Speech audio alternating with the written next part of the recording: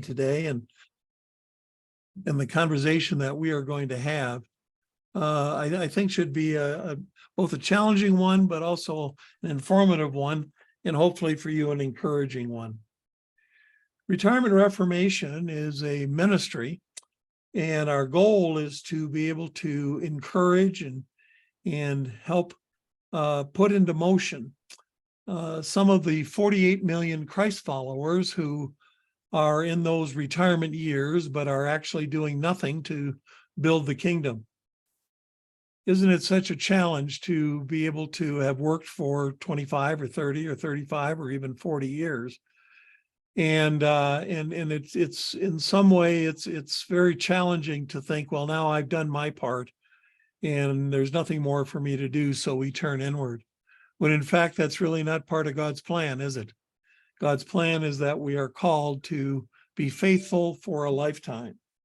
As a matter of fact, in our Retirement Reformation Manifesto, we talk about 10 different topics that are important, and you might want to go online at some point and take a look at the full wording of that manifesto. But that we live for more than culture's definition and expectations of retirement. So we have the freedom to do that. God has prepared us for each one of our unique roles in continuing to build his kingdom. That in that we can find meaning, purpose, and with that comes contentment. That in fact, we're good stewards, not only of our resources, our money, but also of our time and our relationships. The fact that we can acknowledge and that we can love others. The fact that we are engaged in community, and what Ron's going to talk about with us today will certainly impact that and be an encouragement and perhaps a challenge to you. And then intentionality, that we recognize that our calling ends up not at retirement, but that we can be intentional about how God calls us to continue to represent him. The fact that we can be kingdom focused, that we can provide service and be a blessing to others, and that we can be an advocate for, as Jesus says in the book of John, to bear much fruit. And so welcome. We're glad that you're able to be with us. We're going to be on the air for approximately an hour, and there will be many opportunities for you to go to the chat section and to be able to ask a question. And at various times we will be able to pause and absorb your questions, and Ron and I will do our best to attempt to answer them. So the Retirement Reformation and its mission is a clear one, but it's a large one, and we need each one of your help to do it. So as the time we're going to spend together, embracing spiritual growth in your retirement years is really one of the key steps for being part of the Retirement Reformation. So let me introduce our guest speaker, our guest relationship. His name is Ron Henry. And so Ron, if you might want to, there he is. Another good-looking guy, and then I always define good-looking as either you comb your hair with a washcloth, or it's primarily gray. So I think you fit into the gray category.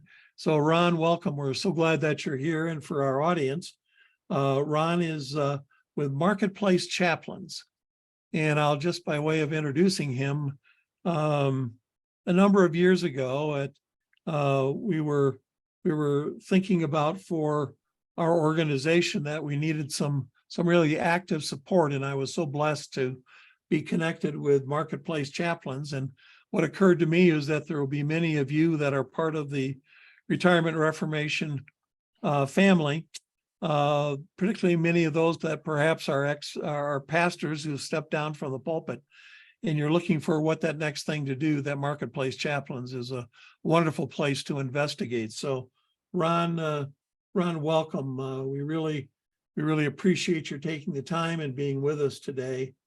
So let me just kind of turn it over to you for a few minutes, and please introduce yourself to our Retirement Reformation audience, and perhaps maybe just a little bit about your journey, because I think you're more than 55. Your journey that have brought you to the place where you are, and then what are the key heart of Marketplace Chaplains? Well, thank you, Bruce. This is, I really perceive, and I hopefully God will use me to share some insights, but I'm literally a poster child for what retirement reformation really represents. And overwhelmingly blessed with that. Just to give a little bit of my background, I've been in the people business my entire adult life. And my passion in life is to encourage and equip people to be all that God created them to be, especially people of leadership and influence. And I played that out vocationally in a lot of different areas, from big corporations to running a record company, to building 2 successful executive search firms. I was involved with 30 years, once again, positioning people for success. But then when I got to the season, which I love John Eldridge's definition of it, and God the Father, his book he wrote, when we get into the sage season, where all of us, and we can say retirement, right? The sage season is when you really get greater enjoyment out of helping someone else be successful than you yourself. And in Eldridge's definition, when you're in your 50s a lot, you're somewhat in the king season. You like to run something, you be in charge. Well, that's what so my search firm, when I was in my mid 60s, I started downsizing it because I didn't want to worry about a payroll. I didn't want to worry about employees. I didn't want to have to be the rainmaker. But I'm still full of life and I want to do something. And what do I do? So one of the first lessons I learned is in operating out of faith is to understand how God views our life. God gives all of us assignments. They have a beginning and an end. And what I realized is he has another assignment for me. Now, I may not like what it is, I may not be crazy about it. I may not even like how I'm being compensated. But guess what? I have an assignment because at the end of the day, I accepted Jesus as my personal savior, so I work for him. There you go. So as a result, that twist and that change of mindset goes, wait a second, he has a plan for me. And so with that, all of a sudden, God brought my next assignment, which is a phenomenal opportunity for me to help out Marketplace Chaplains. And Marketplace Chaplains is a proactive employee care service that really exists to share God's love in the workplace by providing employee care service through trained chaplain teams. In essence, think about it this way. Today, Marketplace Chaplain serves over 6,000 work locations in whatever industry, every size company across the United States. Mm-hmm. Jesus walks in to 6,000 workplaces every week and just loves on people. Unconditional, just loves on people. And we have 2,200 chaplains serving today on these companies that you're professionally trained. But the neat part is, almost all of them are what we call part-time. You're not asked, you may only work 3 hours a week, 5 hours a week. But these people, and most of them are probably early 50s to late 70s. Even a few more. We got Charlie out here in Nashville is 83 and he's still kicking it out there, serving companies. He's full of life. But the beauty is we're able to take what we've experienced and give it to somebody else. I mean, what great, talk about getting yourself up in the day thinking, gee, I can actually help someone today. But I have life experiences to deal with the difficult times. Now, my role, because I'm more of a marketing type person, I'm retained to help them. I talk to new company owners, HR people to expand our services. And we serve companies whether they're not the leaderships of Christian faith or not, because as one atheist business leader said, I want your care services because I got people working for me that have problems, need help. So that's a little bit of my journey, but I was also fortunate enough and this is why I get very passionate, that I was a believer later in life. I didn't accept the Lord until my 40s. Wow. And which has its benefits, because I didn't know much about organized religion. I just knew about this guy called Jesus, so that What helped a me little great bit. place to start. I know. I figured I talked to the real guy. I don't, start telling the difference between different denominations. Got confused. But through God's providential care of just how he guided me, and he just, once again, look out. God cares more for me than I care for myself. And he brought a gentleman into my life. And if I mention his name, most of you probably won't even know his name. But when I met him in 1996, he was serving on 22 different boards of directors. And if it wasn't for this gentleman, World Vision wouldn't exist today. Focus on the Family wouldn't exist today. Matter of fact, he promoted the first Billy Graham crusade. I mean, he mentored, but when I met him, he had retired from World Vision, but he was still serving on boards, giving advice and counsel, the guy behind the scenes. And the most humble man. I served on a small little ministry with him, and the founding person of the ministry wanted me to be chairman of the ministry. And he made this gentleman be vice chairman, which is a total thing, because I was like a little kid in my faith, and I get this, gentleman giant, most humble, loving, caring man. He exemplified the whole point of humility and serving and investing in others. But he taught me about this idea of finishing strong. It really embedded it. We had 8 years before he passed, but he wrote 52 books.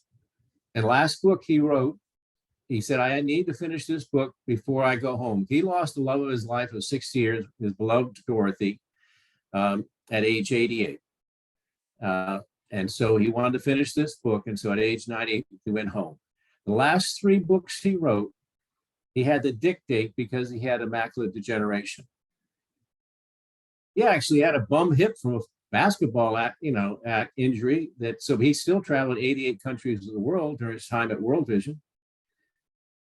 But he couldn't physically do everything. He didn't have a lot of time, but he had a heart. You never saw him not say an encouraging word to somebody. So as a format to share with you today, and just as an encouragement, I'm a living, working example of what retirement reformation is all about. Well, we appreciate your journey. By the way, was that gentleman's name Ted Engstrom by any chance? It was. Ted and I served on 2 different boards together, and everything that you said about him is absolutely accurate. And Dr. Ted. It was just a blessing to do that. We went to church together, Oh, wow. served on boards together, and it was just, the And number of, and by the way, Bruce, he knew more about sports than you and I combined. yeah, he had an encyclopedic memory and mind that was always surprising, because someone who is of the demeanor that he was, you kind of wouldn't expect that. And so for our listeners today, introducing you to via Ron to Ted Engstrom, man, would I love to be able to interview him for that. And he and Dorothy were very, very special people. And so I'm glad that we had that point of connection. Matter of fact, I mentioned earlier in the introduction that, there's a premium for living longer. Ted was able to probably write his last 8 or 9 books because he lived longer, and the world is better for it. But when we think about longevity premium, the first of all is just simply the fact that we have more time. So then the question becomes, how are we going to fill that time, and what is it going to be made of? Secondly, we able to be able to discover and explore deeper insights into what God is doing, where he's doing it, and how we can come alongside that. Third is the fact that we can grow in our emotional maturity, which means that we're able to deal with, respond to, step into perhaps difficult situations that 30 or 40 years before would have totally befuddled us, or we would have not handled in a God-honoring manner.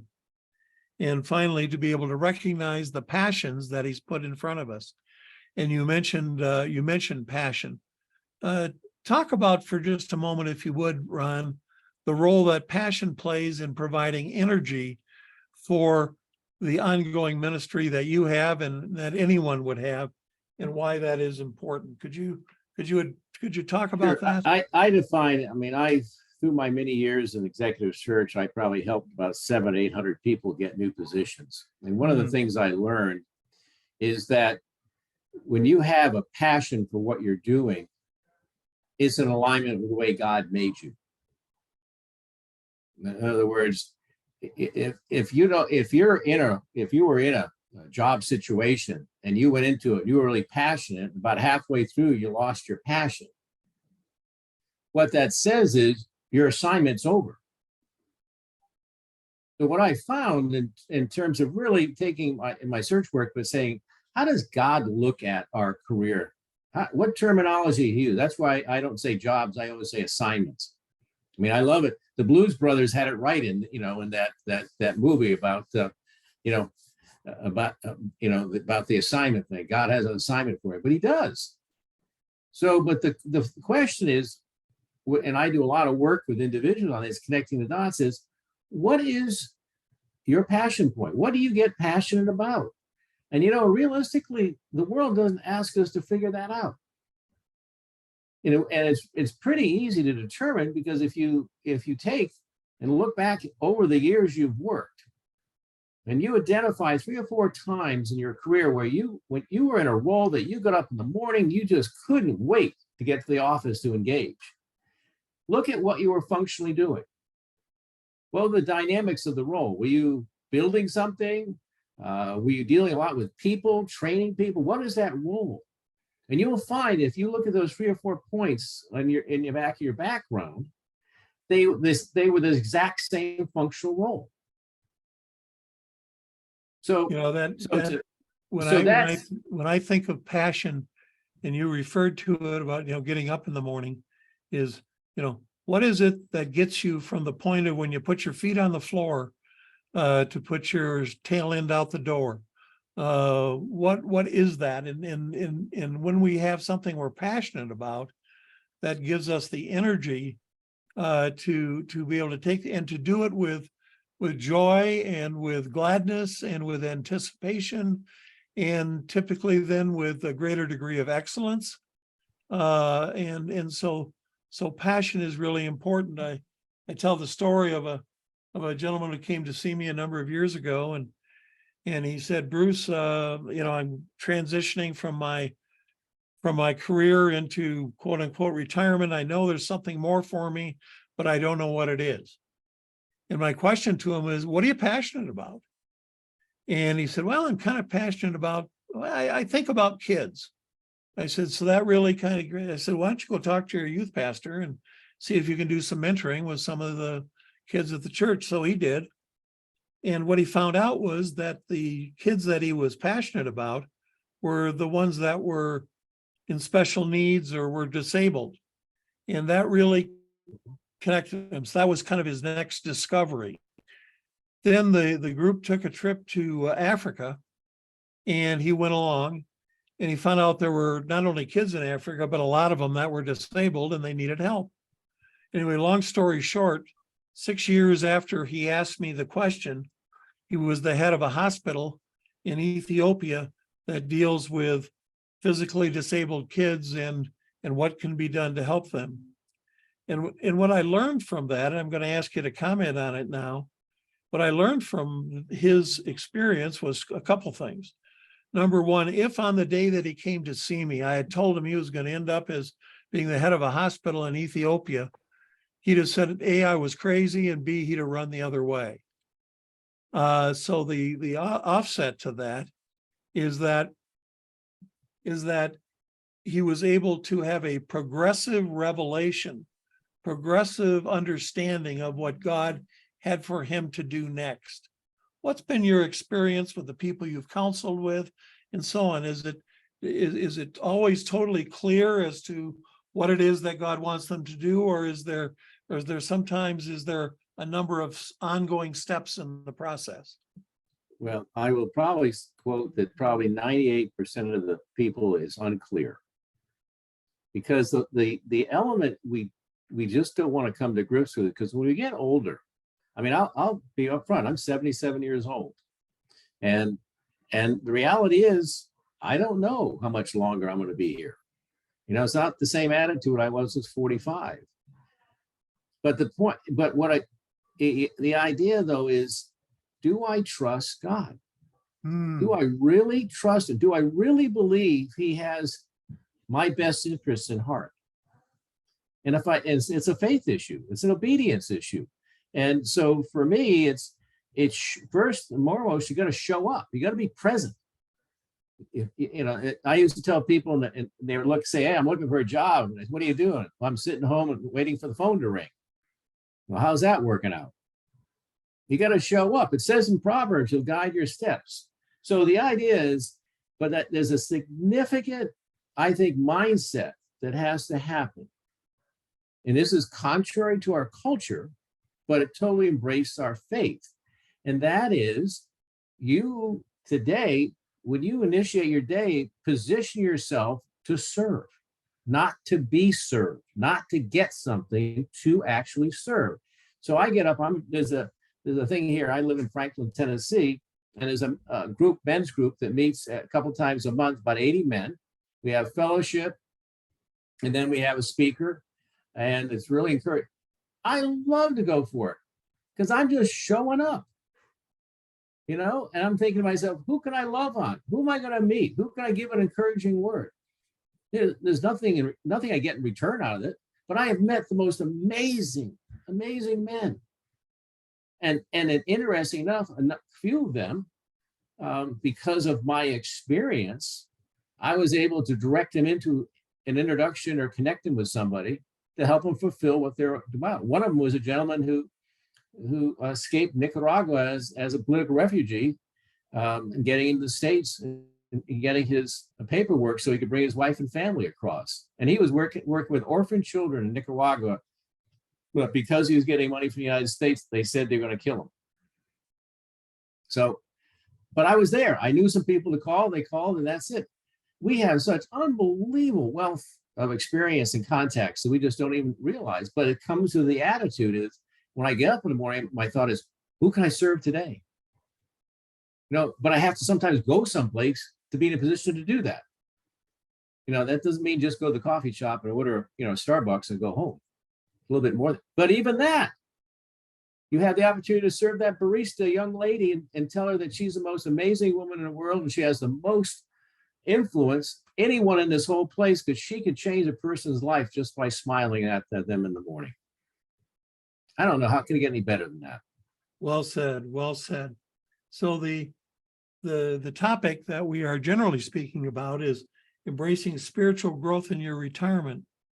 Do you have any observations or stories of how the continued growth in our spiritual and our relationship with God, our understanding of who He is, what His Son told us about who His Father is, and what the messaging was to us, that not growing spiritually, so being stuck in an understanding in a spot without understanding more of what God has in mind, can play such a critical role in the development that we're talking about in people's lives, to be able to serve more and to serve better. Well, to me, one of the other wonderful benefits with my assignment that I have with Marketplace Chaplains, this is a group of people that pray all the time. And it is really in my spiritual growth where I might say, "Hey, Bruce, how you doing?" You say, "Well, I'm doing this." "Well, I'll pray for you, Bruce."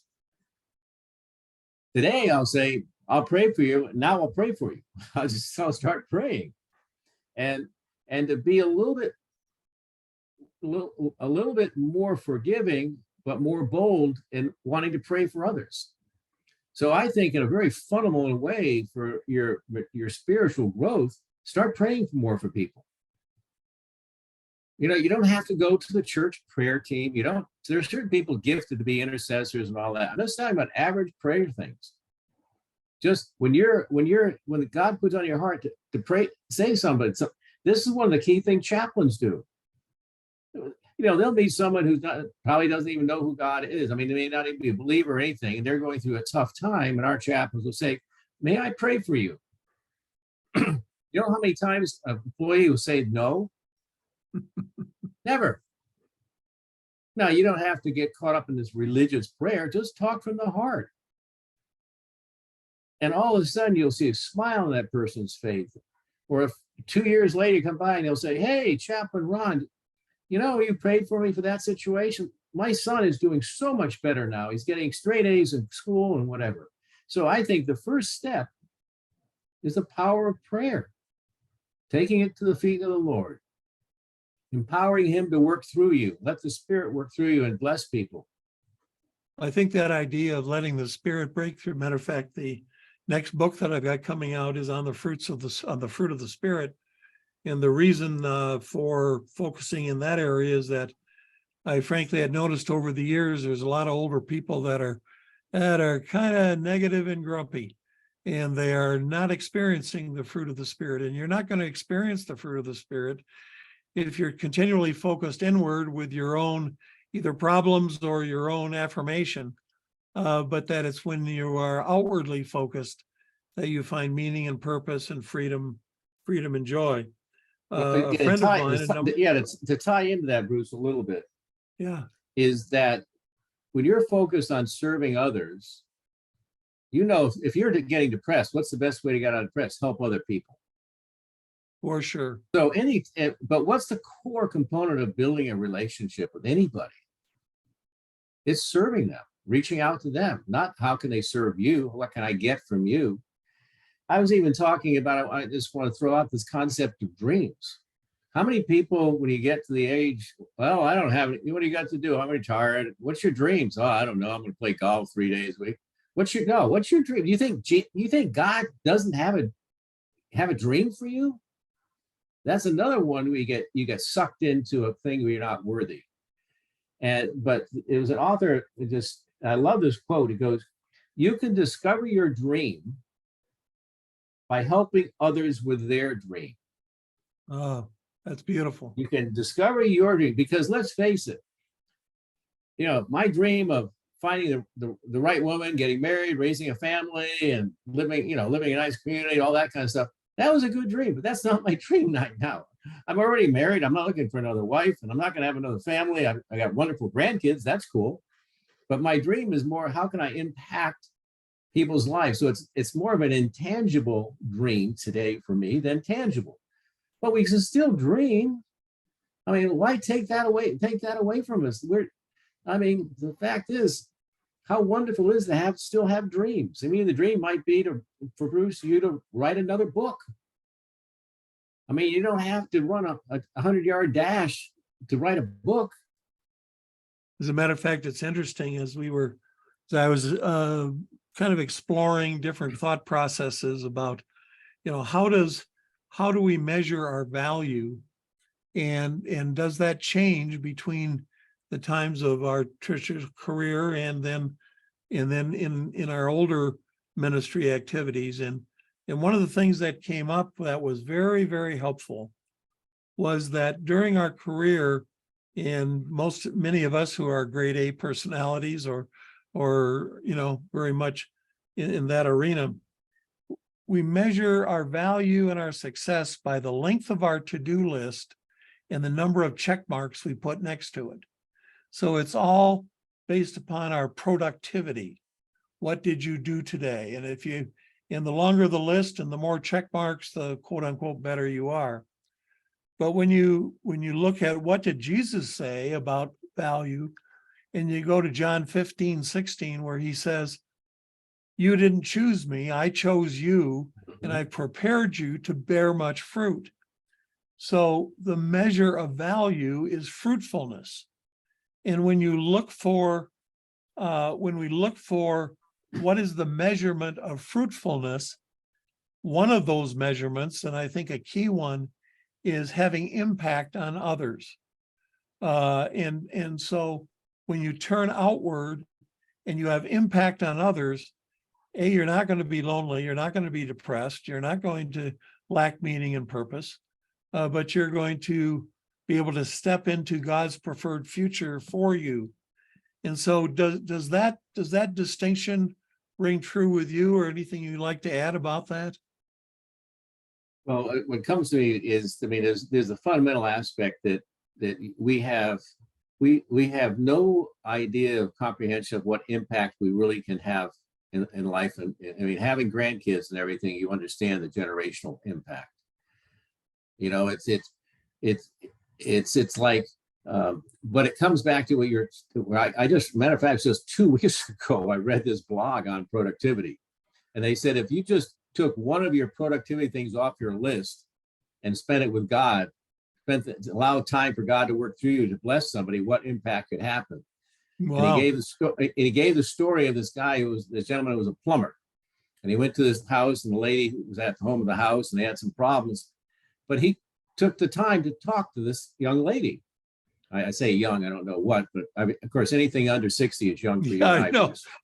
But this young keeps lady getting older. and started asking the lady, what are you passionate about? What do you enjoy doing? They just had a conversation. Oh, I love to cook. And so he's working on the plumbing stuff, and he said, well, what, there's a lot of people, homeless people and other people, that really could use food, and so forth. It's maybe something to think about. So he finished the job and disappeared. 20 years later, this lady ended up developing a food server. They've served, I don't know, 2 million meals in the last 20 years, called something I think called Family Matters or Food Matters or something. It's a national platform. I mean, but if that plumber didn't take the time, and I'm sure this, really looking back, I believe the Spirit led him in it. It wasn't like he was had ears, but just to chat, just to interact. That, who knows the name of the plumber? No one knows, but 2 million people got fed because that plumber took that time. And boy, as you said, I'm a master of lists. To me, the day is good when I can check everything off the list. But how many people did I miss along the way? And that's very convicting. And it is very convicting. As very convicting. But I think that's true for anyone in this season of life. Is, are you asking God, who can I serve today? Who can I give an encouraging word? Are you asking God for that, or are you saying, well, God, what do you want me to do? Or life is over. We've been, is a good friend of mine, Dr. Jim Harris, who wrote a book and about the unfair advantage, and the idea that we have an unfair advantage because we have the Holy Spirit. Yes. But in that, he was talking about, as you journey and as you spiritually mature, you end up peeling off layers of the fallen world, of things that you thought were truth and you realize are not. And then you get, as you peel off more, all of a sudden it's like taking scales off your eyes, and you see things more clearly. You look at, I remember many years ago, I went to India, and I remember God saying, I want you to look at the Indian people, the country of India. I want you to look in their eyes. I want you to see them how I see them. They're my perfect children. And so I go, wow, I saw their hearts. And that's what I see when I go to so-called, I mean, candidly, there's nothing wrong with senior groups, but I want to be around life. I want to be around people who are, not. Well, one of the things that's happened in our society, but in the church particularly, is that we have siloed people by age, and so that intergenerational relationships and the opportunities for those to take place have been minimized, if not erased. As a matter of fact, in the fall, we'll be introducing an intergenerational prayer ministry to be able to take steps to help break that down and to do it. And I would imagine that in your cadre of 2,200 chaplains, as they work with the employees of the 6,000 organizations that you serve, that their relationship isn't just with the senior executives or not just with the older people in the congregation, but that they have an opportunity to come alongside younger people also and to impact them. Is that intergenerational opportunity? Is that an accurate description of Well, what a day might look like? I wanted to share on that, but you nailed it. It's interesting, the power when you're serving someone, the power one has when you can listen. And without being judgmental, and just listening and knowing how to ask questions. I remember early on, because I've been helping marketplace chaplains a little over 7 years, and I was speaking with a high-tech, like software type company up in Northern California. Now, that's not necessarily a rich Bible Belt area. And and the programmers and all the people, is like 50 employees. Of the 50 employees, I think only 3 were over 35. Everyone else was in their 20s and their 30s. So the owner, the CEO, said, I like this idea of care services here, but do you have any young chaplains, that might relate? And I said, well, we have a couple, but, candidly, I can tell you from experience that the older chaplains in their 50s, 60s, and 70s, these young people gravitate them. They actually have an older generation that would listen to them. Our statistics of engagement were percentually higher in those environments than a traditional environment that had people of all ages. So that's, to me, if there's any validation that you have something to offer, it's right here.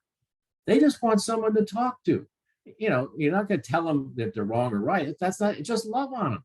Because in their own upbringing and families, obviously parents are subjective. They're not totally objective.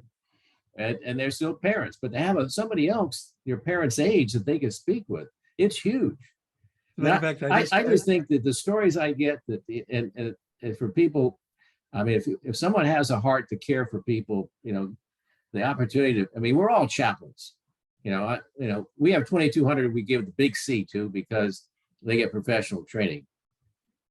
But let me just share one chaplain story that I think sometimes, you always think a chaplain's going to help out a worker who's going through problems. And that's most of the time, struggling with my marriage, my kids, stress, finance, just life issues. Well, this one company, there was a female chaplain was serving the company. We have about half and half, male and female. Female chaplain serving the company. It was a single mom, had a young daughter, and she had been providing chaplain services for a couple of years. So had developed a nice friendship with this employee. So one Tuesday morning, which is the time that the chaplain would show up every week, she comes in and this lady rushes to her and saying, I need to talk to you. I need to talk to you. And of course, the chaplain's immediate response going, what happened? What's wrong? And so finally, she took a deep breath. So what's going on? What's going on?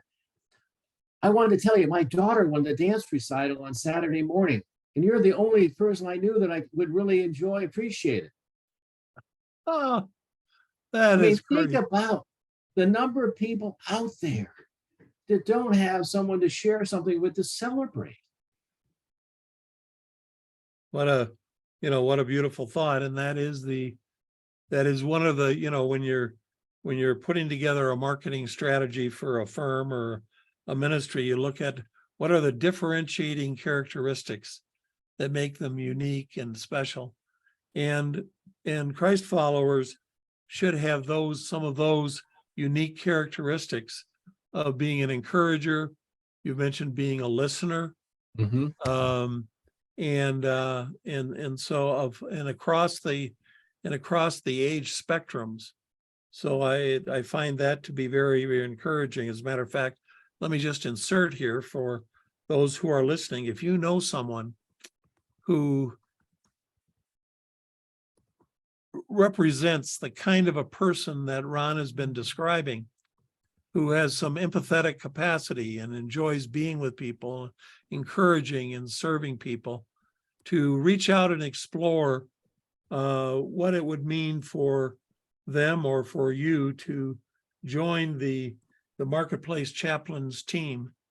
And I presume, let me just ask a question here. Do you need more chaplains, or you got more than you need? We have over 200 openings. Over We're two. si- So we're- right now, Right now, we have over 200 openings. We're signing up one new company a day. Wow. So there's a huge growth in demand, Oh, and we need to it's accelerate off the chart. supply. It's off the charts. And also understand, it's interesting, if we look at our 2,200 chaplains and mirror the ethnicity and so forth of America, we're about the same percentages. So, I mean, we have chaplains that are bilingual. We have chaplains that are African American. We have chaplains who are Asian. We try to culturally match the people in a company. I mean, That's good. we have chaplains up in Portland, Oregon, for a construction company that they're bilingual Ukrainian. They're Ukrainian Christians.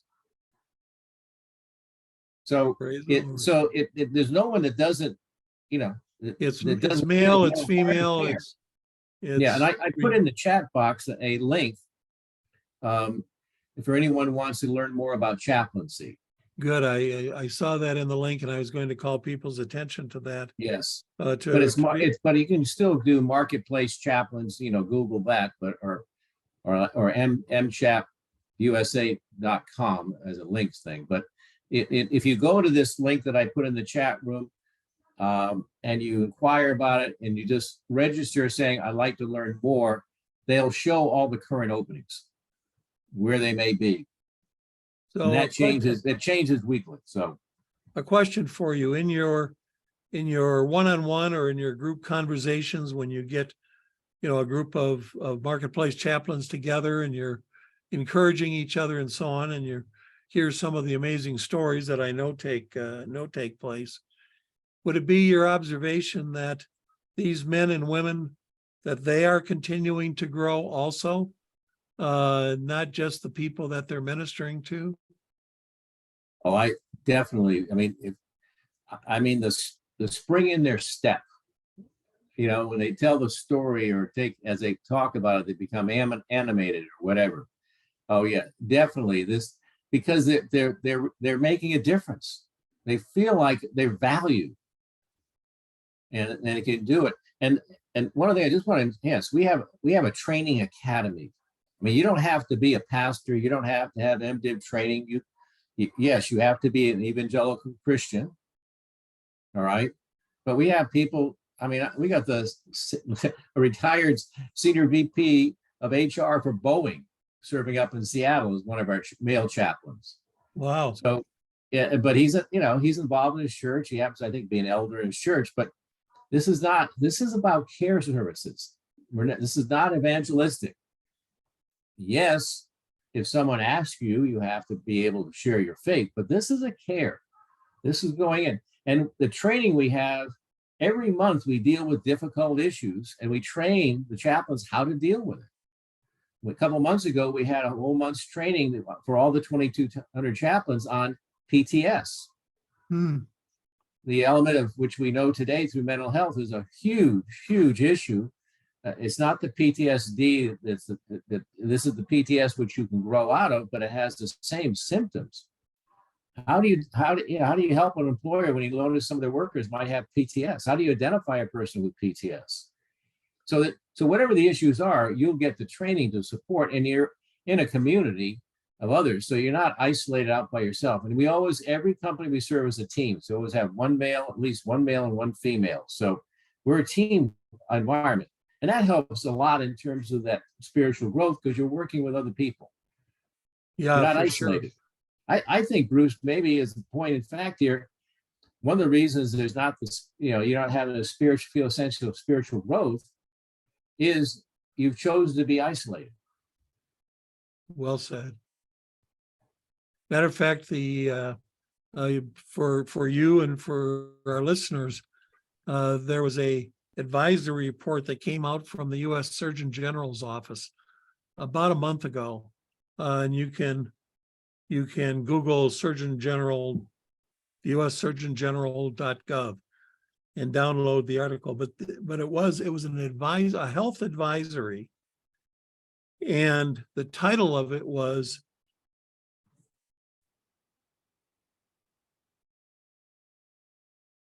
the pandemic that we are facing of isolation and loneliness. Mm-hmm.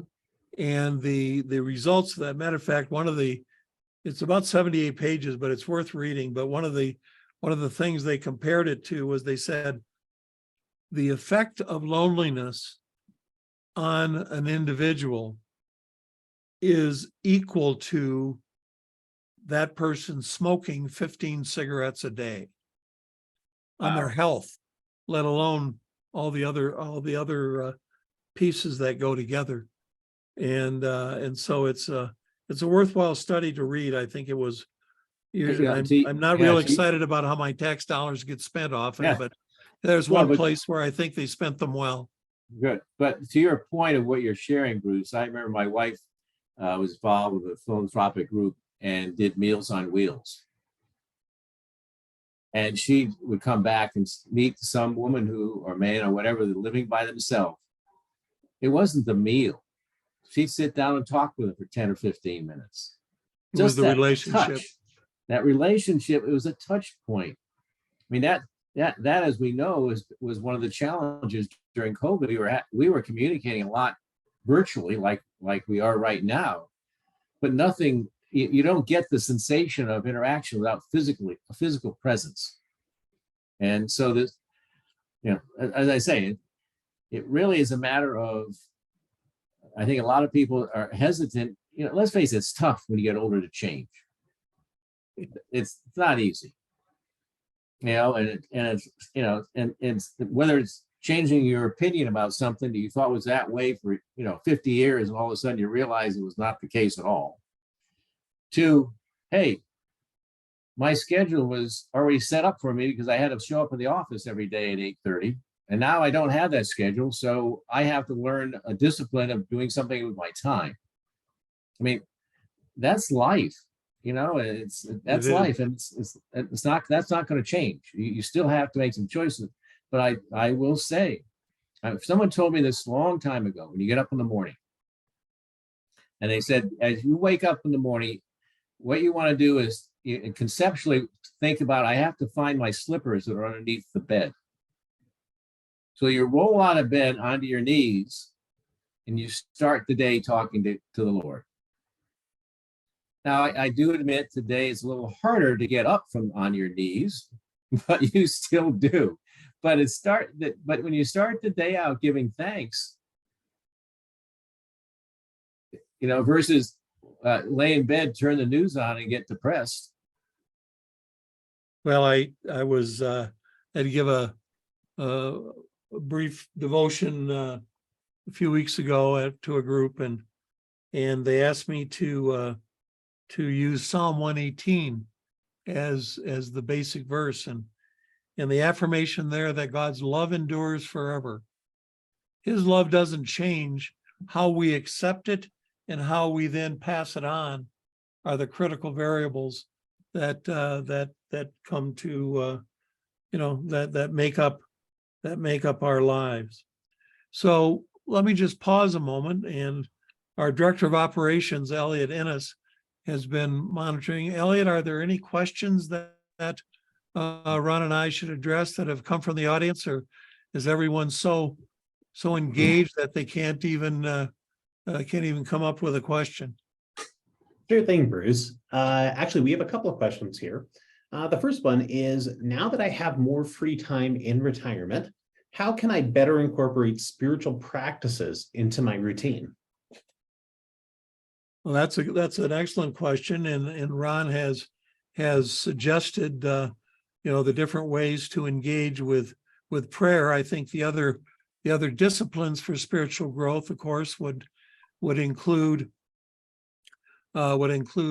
scripture reading. Matter of fact, let me give you one very specific example that has been modeled for me by a friend of mine who reads through a chronological daily Bible every year.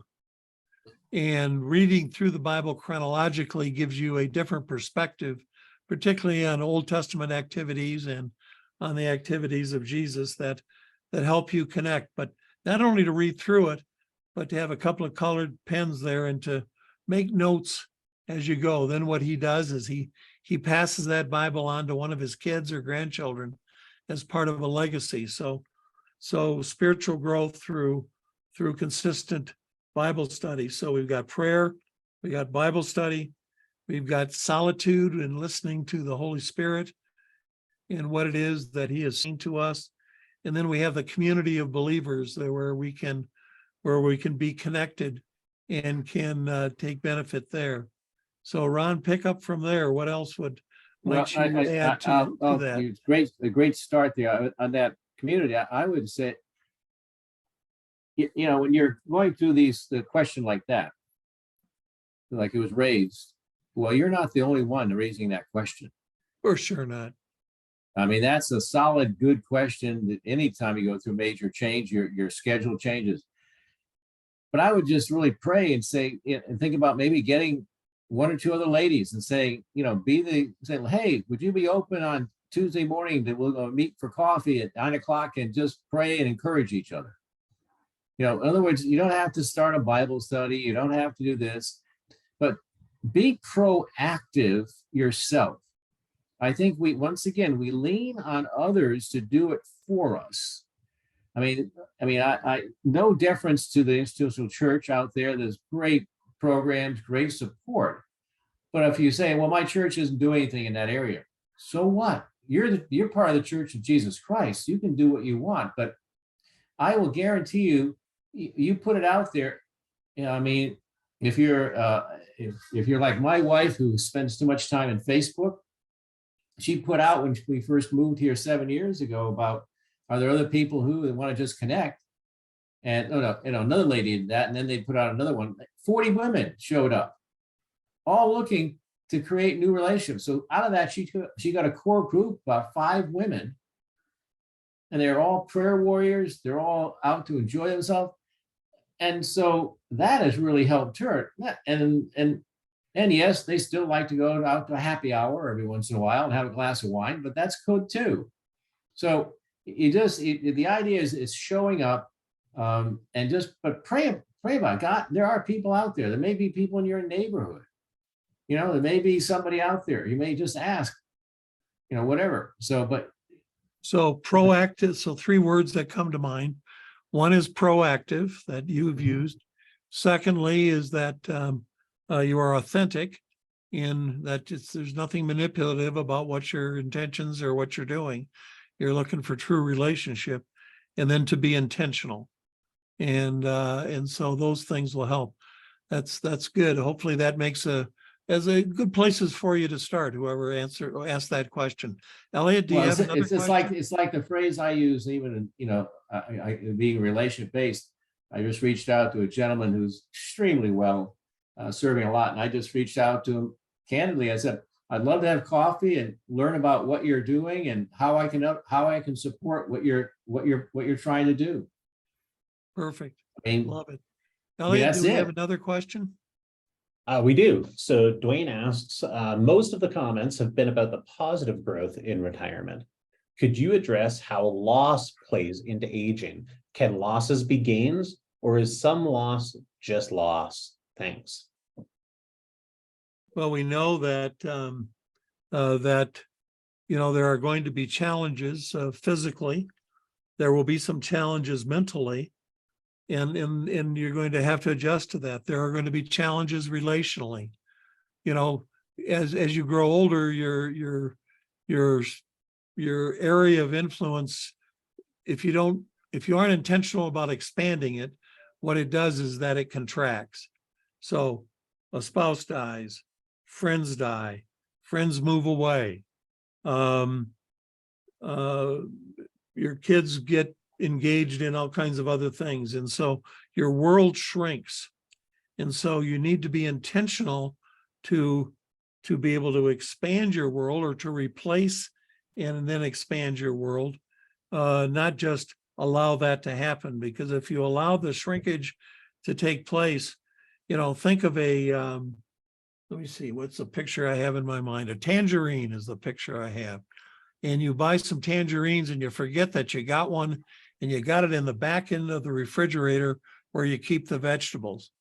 And at some point you pull the celery out and you look, say, oh my goodness, there's a tangerine there. You pull it out.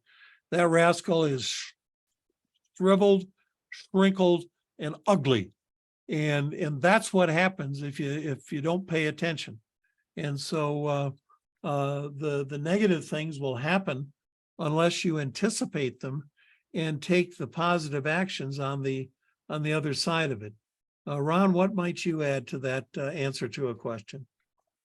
Well, I mean, as we all know, bad things happen to good people. That's life in the fallen world. And my life verse is Romans 8:28. Hmm. And I just embrace, and we know that God causes all things to work together for good to those who love God, to those who are called according to his purpose. So I just know that, this past weekend, a friend of mine, neighbor, I was out with them and had a fatal heart attack at age 65. And I was the one there, and it was like, that's not a good thing. Not at all. Man of good health and everything, but that was God's plan. So my shift obviously was his wife, helping her and the neighbors and so forth. But I know that, as I explained to one of the men there who was not really a man of faith, and he said to me, this bad thing, if you love God and everything, does bad things still happen to you? And I said, yes, they still do, but he still loves you, and he will get you through it. So I think it's tough, it's and not only will he get you through it, Ron, but there's always, my experience is there's always something to learn also.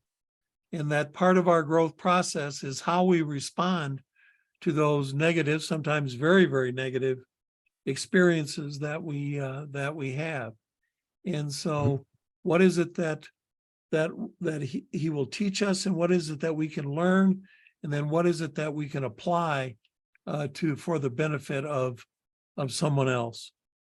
So, well, Ron, we have covered a wide variety of subjects. Hopefully our audience will be able to find the piece to that of the really the wise things that you have shared, the experiential things that you've shared. I've been able to add in that everyone's understanding that we can embrace spiritual growth when good things are happening, when bad things are happening, but that in all cases, we can take that step that will take us closer to God and be more active in his kingdom. Let me just close with one quick story.